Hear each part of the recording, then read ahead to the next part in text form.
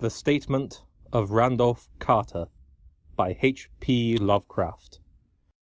Read by Scott Hunter.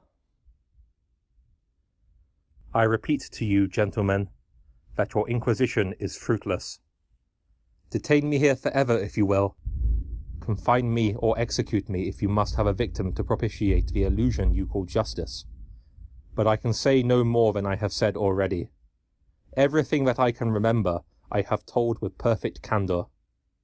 Nothing has been distorted or concealed, and if anything remains vague, it is only because of the dark cloud which has come over my mind. That cloud, and the nebulous nature of the horrors which brought it upon me.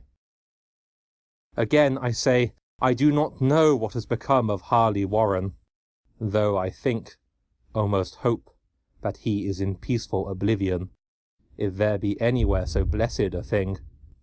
It is true that I have for 5 years been his closest friend, and a partial sharer of his terrible researches into the unknown. I will not deny, though my memory is uncertain and indistinct, that this witness of yours may have seen us together, as he says, on the Gainesville Pike, walking towards Big Cypress Swamp at 11:30 on that awful night. That we bore electric lanterns, spades, and a curious coil of wire with attached instruments, I will even affirm, for these things all played a part in the single hideous scene which remains burned into my shaken recollection. But of what followed, and of the reason I was found alone and dazed on the edge of the swamp next morning, I must insist that I know nothing, save what I have told you over and over again. You say to me that there is nothing in the swamp or near it which could form the setting of that frightful episode. I reply that I know nothing beyond what I saw. Vision or nightmare it may have been. Vision or nightmare I fervently hope it was. Yet it is all that my mind retains of what took place in those shocking hours after we left the sight of men, and why Harley Warren did not return, he or his shade, or some nameless thing I cannot describe, alone can tell. As I have said before, the weird studies of Harley Warren were well known to me, and to some extent shared by me. Of his vast collection of strange, rare books on forbidden subjects, I have read all that are written in the languages of which I am master, but these are few as compared to those in languages I cannot understand. Most, I believe, are in Arabic, and the fiend-inspired book which brought on the end, the book which he carried in his pocket out of the world, was written in characters whose like I never saw elsewhere. Warren would never tell me what was in that book. As to the nature of our studies, must I say again that I no longer retain full comprehension? It seems to me rather merciful that I do not, for they were terrible studies, which I pursued more through reluctant fascination than through actual inclination. Warren always dominated me, and sometimes I feared him. I remember how I shuddered at his facial expression on the night before the awful happening, when he talked so incessantly of his theory, why certain corpses never decay, but rest firm and fat in their tombs for 1,000 years.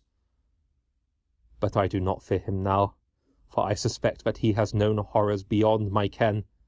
Now I fear for him. Once more I say that I have no clear idea of our object on that night. Certainly it had much to do with something in the book which Warren carried with him, that ancient book in undecipherable characters which had come to him from India a month before. But I swear I do not know what it was that we expected to find. Your witness says he saw us at 11:30 on the Gainesville Pike, headed for Big Cypress Swamp. This is probably true, but I have no distinct memory of it. The picture seared into my soul is of one scene only, and the hour must have been long after midnight, for a waning crescent moon was high in the vaporous heavens. The place was an ancient cemetery, so ancient that I trembled at the manifold signs of immemorial years. It was in a deep, damp hollow, overgrown with rank grass, moss, and curious creeping weeds and filled with a vague stench which my idle fancy associated absurdly with rotting stone. On every hand were the signs of neglect and decrepitude, and I seemed haunted by the notion that Warren and I were the first living creatures to invade a lethal silence of centuries. Over the valley's rim, a waning crescent moon peered through the noisome vapours that seemed to emanate from unheard-of catacombs, and by its feeble, wavering beams I could distinguish a repellent array of antique slabs, urns, cenotaphs, and mausolean facades, all crumbling, moss-grown, and moisture-stained, and partly concealed by the gross luxuriance of the unhealthy vegetation. My first vivid impression of my own presence in this terrible necropolis concerns the act of pausing with Warren before a certain half-obliterated sepulchre, and of throwing down some burdens which we seem to have been carrying.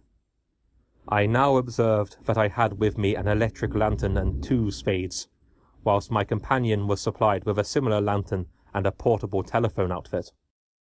No word was uttered, for the spot and the task seemed known to us, and without delay we seized our spades and commenced to clear away the grass, weeds, and drifted earth from the flat, archaic mortuary. After uncovering the entire surface, which consisted of 3 immense granite slabs, we stepped back with some distance to survey the charnel scene, and Warren appeared to make some mental calculations. Then he returned to the sepulchre, and using his spade as a lever, sought to pry the slab lying nearest to a stony ruin, which may have been a monument in its day. He did not succeed, and motioned to me to come up to his assistance. Finally, our combined strength loosened the stone, which we raised and tipped to one side. The removal of the slab revealed a black aperture, from which rushed an effluence of miasmal gases so nauseous that we started back in horror. After an interval, however, we approached the pit again, and found the exhalations less unbearable. Our lanterns disclosed the top of a flight of stone steps, dripping with some detestable ichor of the inner earth, and bordered by moist walls encrusted with nitre. And now, for the first time, my memory records verbal discourse, Warren addressing me at length in his mellow tenor voice, a voice singularly unperturbed by our awesome surroundings. "I'm sorry to have to ask you to stay on the surface," he said, "but it would be a crime to let anyone with your frail nerves go down there. You can't imagine, even from what you have read and from what I've told you, the things I shall have to see and do. It's fiendish work, Carter, and I doubt if any man without ironclad sensibilities could ever see it through and come up alive and sane. I don't wish to offend you, and heaven knows I'd be glad enough to have you with me, but the responsibility is, in a certain sense, mine, and I couldn't drag a bundle of nerves like you to probable death or madness. I tell you, you can't imagine what the thing is really like, but I promise to keep you informed over the telephone of every move. You see, I've enough wire here to reach to the centre of the earth and back. I can still hear, in memory, those coolly spoken words, and I can still remember my remonstrances. I seemed desperately anxious to accompany my friend into those sepulchral depths, yet he proved inflexibly obdurate. At one time he threatened to abandon the expedition if I remained insistent, a threat which proved effective, since he alone held the key to the thing. All this I can still remember, though I no longer know what manner of thing we sought. After he had secured my reluctant acquiescence in his design, Warren picked up the reel of wire and adjusted the instruments. At his nod, I took one of the latter and seated myself upon an aged, discoloured gravestone by the newly uncovered aperture. Then he shook my hand, shouldered the coil of wire, and disappeared within the indescribable ossuary. For a moment I kept sight of the glow of his lantern, and heard the rustle of wire as he laid it down after him, but the glow soon disappeared abruptly, as if a turn in the stone staircase had been encountered, and the sound died away almost as quickly. I was alone, yet bound to the unknown depths by those magic strands whose insulated surface lay green beneath the struggling beams of that waning crescent moon. In the lone silence of that hoary and deserted city of the dead, my mind conceived the most ghastly fantasies and illusions, and the grotesque shrines and monoliths seemed to assume a hideous personality, a half-sentience. Amorphous shadows seemed to lurk in the darker recesses of the weed-choked hollow, and to flit, as in some blasphemous ceremonial procession, past the portals of the mouldering tombs in the hillside. Shadows which could not have been cast by that pallid, peering crescent moon. I constantly consulted my watch by the light of my electric lantern, and listened with feverish anxiety at the receiver of the telephone, but for more than a quarter of an hour heard nothing. Then a faint clicking came from the instrument, and I called down to my friend in a tense voice. Apprehensive as I was nevertheless unprepared for the words which came up from that uncanny vault, in accents more alarmed and quivering than any I had heard before from Harley Warren. He who had so calmly left me a little while previously, now called from below in a shaky whisper, more portentous than the loudest shriek. "God, if you could see what I am seeing!" I could not answer. Speechless, I could only wait. Then came the frenzied tones again. "Carter, it's terrible! Monstrous! Unbelievable!" This time my voice did not fail me, and I poured into the transmitter a flood of excited questions. Terrified, I continued to repeat, "Warren, what is it? What is it?"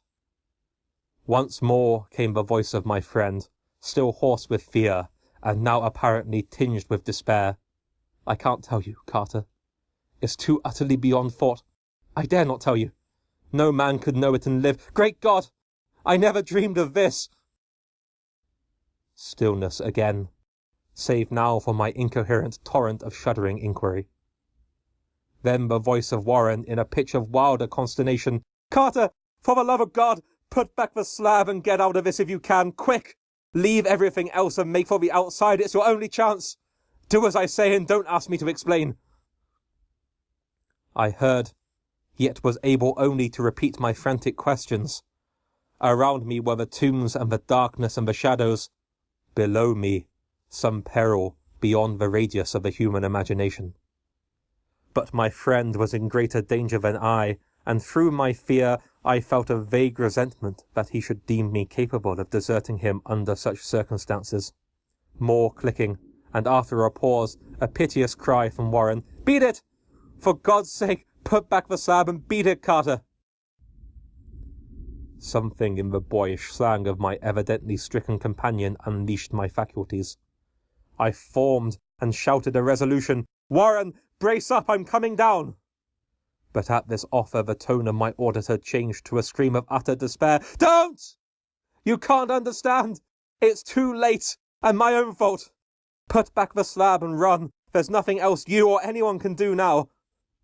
The tone changed again, this time acquiring a softer quality, as of hopeless resignation. Yet it remained tense through anxiety for me. "Quick, before it's too late." I tried not to heed him, tried to break through the paralysis which held me, and to fulfill my vow to rush down to his aid. But his next whisper found me still held inert in the chains of stark horror. "Carter, hurry. It's no use. You must go. Better one than two. The slab." A pause, more clicking, then the faint voice of Warren. "Nearly over now. Don't make it harder. Cover up those damn steps and run for your life. You're losing time. So long, Carter. Won't see you again." Here Warren's whisper swelled into a cry that gradually rose to a shriek fraught with all the horror of the ages. "Curse these hellish things!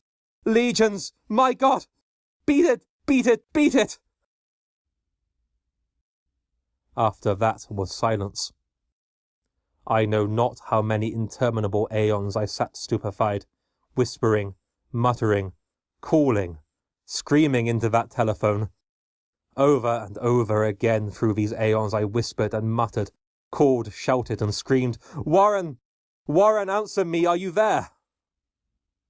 And then there came to me the crowning horror of all, the unbelievable, unthinkable, almost unmentionable thing.